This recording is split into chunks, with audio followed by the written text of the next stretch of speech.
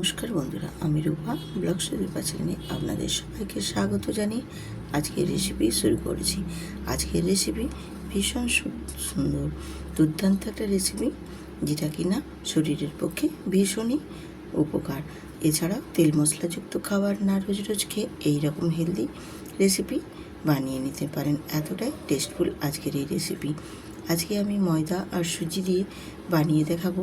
তোমাদের ব্রেকফাস্ট বা ডিনারে তৈরি করে নিতে পারো এমনই একটা রেসিপি, যেটা খেতে ভীষণই সুস্বাদু। আজকে আমি রেসিপিটা বানানোর জন্য এখানে নিয়েছি দেখো, 1 কাপ, বড় কাপের 1 কাপ ময়দা নিয়েছি, আর নিয়েছি 4 টেবিল চামচ সুজি। 4 টেবিল চামচ সুজির জন্য নিয়েছি এখানে আমি 2 টেবিল চামচ চালের গুঁড়ো, আর দেবো এখানে স্বাদ মতো লবণ, আর দেবো সামান্য অল্প একটু চিনিটা অবশ্যই এখানে দিতে হবে। চিনিটা দিলে কিন্তু এই রেসিপিটা খেতে ভীষণই সুস্বাদু লাগবে।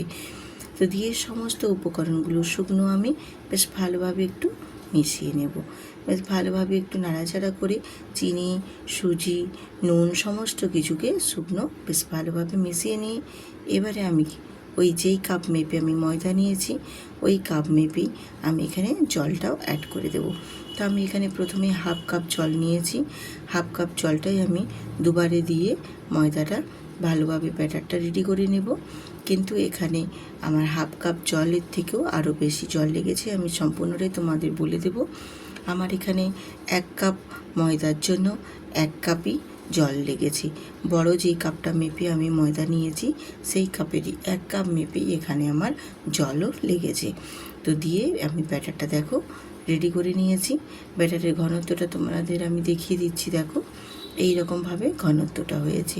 তো যেহেতু এখানে সুজি আর চালের গুঁড়ো আছে, ঘনত্বটা কিন্তু আরও বেশ ভালো ঘন হয়ে যাবে। তো তখন আমি আবারও যদি প্রয়োজন হয় জল অ্যাড করে দেব। তো ততক্ষণ আমি এটা একটা ঢাকনা দিয়ে ঢেকে দেবো 15 থেকে 20 মিনিটের জন্য, সুজি আর চালের গুঁড়োটা ফুলে মেজারমেন্ট হয়ে যাওয়া পর্যন্ত। তো 15 থেকে 20 মিনিট পরে ফিরে আসছি, দেখো তোমাদের দেখিয়ে দিচ্ছি ব্যাটারের পরিমাণটা আমি কীরকমভাবে রেখেছি।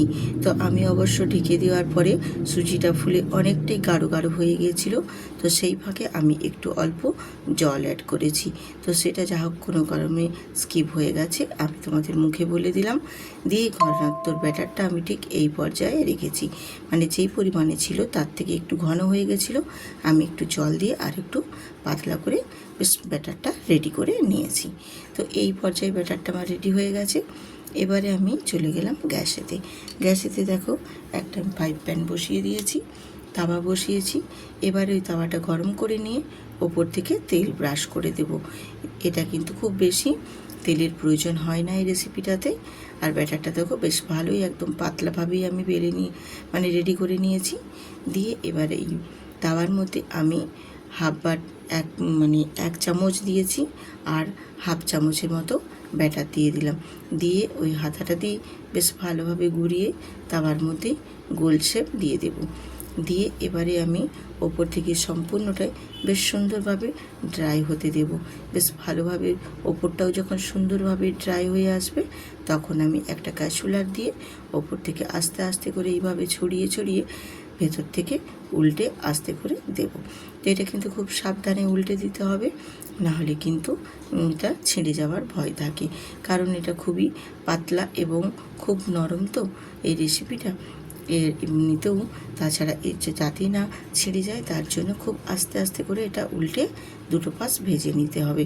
আর আমি একটু ওপর থেকে দেখো তেল ব্রাশ করে দিচ্ছি, তোমরা চাইলে নাও দিতে পারো। আমি একটু দিলাম কারণ ওপরটা খুব ড্রাই লাগছিল, তার জন্য আমি একটু ওপর থেকে আবার একটু হালকা করে তেল ব্রাশ করে দিয়েছি। তাহলে ওপরটাও বেশ একটু সুন্দর লাগবে দেখতে।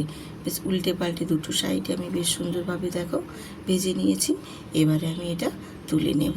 তো এই রকম আমরা রোজ রোজ তেল মশলাযুক্ত না খাবার খেয়ে এরকম হেলদি খাবার বানিয়ে নিতেই পারি।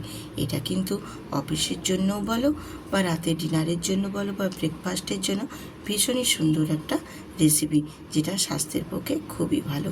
আমি তোমাদের বোঝানোর সুবিধার্থের জন্য আমি আবার আরেকটা ঠিক একই প্রসেসে একইভাবে আবারও ভেজে তোমাদের দেখিয়ে দিচ্ছি। দেখো কতটা সুন্দর হয়েছে আর কতটা নরম, কতটা জালিযুক্ত তার হয়েছে এই রেসিপিটা তোমরা নিশ্চয়ই দেখেই বুঝতে পারছো। আমি আরেকটাও ঠিক উল্টে পাল্টে সুন্দর করে ভেজে আবারও আমি তুলে তোমাদের দেখিয়ে দিচ্ছি। দেখো কতটা সুন্দর হয়েছে, দেখতেও যেমনি ভারী সুন্দর লাগছে, খেতেও কিন্তু তেমনি সুন্দর সুস্বাদু হয়েছিল। দেখছেন, এইভাবে আমি প্রত্যেকটাই ভেজে রেডি করে নিয়েছি। তো আমি এখানে তরকারির সঙ্গে সার্ভ করছি, তোমরা চাইলে এটা চাটনির সাথেও সার্ভ করতে পারো, খেতে কিন্তু ভীষণ সুস্বাদু। এটা অফিসের জন্যও কিন্তু ঝটপট বানিয়ে নিতে পারেন, অফিসের টিফিনের জন্য খুবই সময় কম লাগে এবং খেতেও কিন্তু দুর্দান্ত লাগে। তোমাদের আমি দেখিয়ে দিচ্ছি, দেখো কতটাই সফট এবং কত নরম স্পঞ্জি হয়েছে। দেখো একদম হাতের মুঠোর মধ্যেই মুঠো হয়ে যাচ্ছে, এতটাই সফট এবং নরম এই রেসিপিগুলো। আর তেমনি বানাতেও কম সময় লাগে, কতটা জালিদার যুক্ত হয়েছে এবং কতটা নরম হয়েছে তোমরা নিশ্চয়ই দেখেই বুঝতে পারছো। আর কতটাই পাতলা হয়েছে, কত পাতলা দেখো, মানে একটা খেলে মন ভরবে না, বারবার খেতে মন চাইবে। একটা দুটো তিনটে যতগুলো পারবে ততগুলোই খেয়ে নিতে পারবে, এতটাই টেস্টফুল এই রেসিপিটা। আমি এখানে একটা মটর আলু সয়াবিন দিয়ে একটা তরকারি করেছিলাম, সেই তরকারির সাথেই সার্ভ করছি। তোমরা চাইলে চাটনির সাথে বলো বা আরও নিত্য নতুন তরকারির সাথে তোমরা এটা সার্ভ করতে পারো, এতটাই টেস্টফুল হয়। তো বন্ধুরা, আজকের এই রেসিপি কেমন লাগলো সুন্দর করে একটা কমেন্ট করতে ভুলো না, আর ভিডিওটিতে একটি লাইক দিয়ে বন্ধুদের সাথে শেয়ার করতেও ভুলো না। আজকের রেসিপি কেমন হয়েছে সুন্দর করে একটা কমেন্ট করে আমার এইভাবেই পাশে থেকো। সবাই সুস্থ থাকো, ভালো থাকো। আশা করছি প্রতিদিনের ন্যায় এইরকম আরও নিত্য নতুন রেসিপি নিয়ে তোমাদের মাঝে হাজির হব। ততক্ষণ টাটা।